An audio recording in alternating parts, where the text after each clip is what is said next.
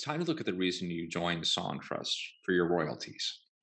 Our platform has a lot of different ways you can filter your royalties.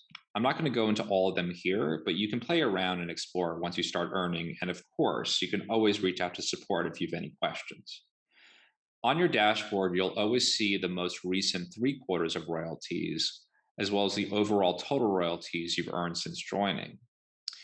Here you can see that Q1 2021 is listed as estimated. This is because Q1 2021 hasn't been finalized and paid out, whereas Q3 2020 and Q4 2020 don't say estimated because they've already been paid.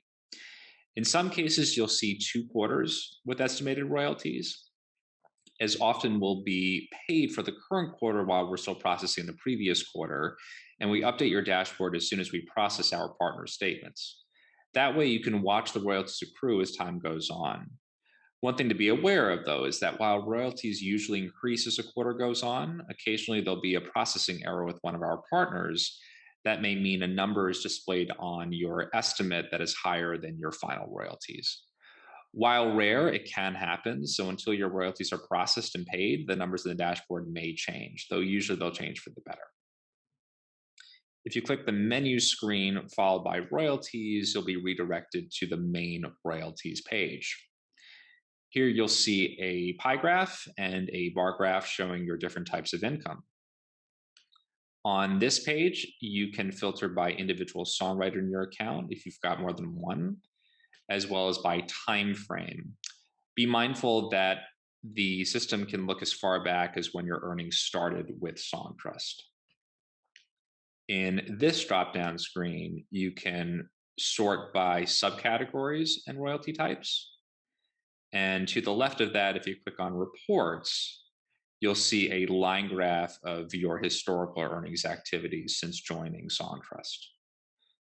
Below, you'll see every line item from your royalty statements. Again, you can filter by individual writer and by specific period of time on this page. And here is where you can really drill down the filtering. If you click on the funnel icon next to song, you can type in a song title or select from a drop-down list to choose it. If you click apply, you'll see only royalties from that specific song, or if you choose more than one song, to see royalties from all of them in a single report. You can also sort by the date a royalty was earned or the date of the Songtrust statement it's reported in, as well as all this other criteria, which is very granular and very easy to use. If you navigate to the top of the page again and click on map, you'll see a visual representation in a world map view, basically a bird's eye perspective of where you're earning royalties. As an FYI, the preset setting is for North America, but if you click on world at the bottom of the screen, you can sort and just hover your mouse over any territory and get a great visualization of what you've generated and from where. If you go back to the top of the page and click on export statements, you can export your statements into CSV files, which are compatible with Excel, and also with Google Sheets, QuickBooks, or whatever accounting program you are using. Any sort of exportable statement can be further analyzed and manipulated in your spreadsheet program, whatever you may use.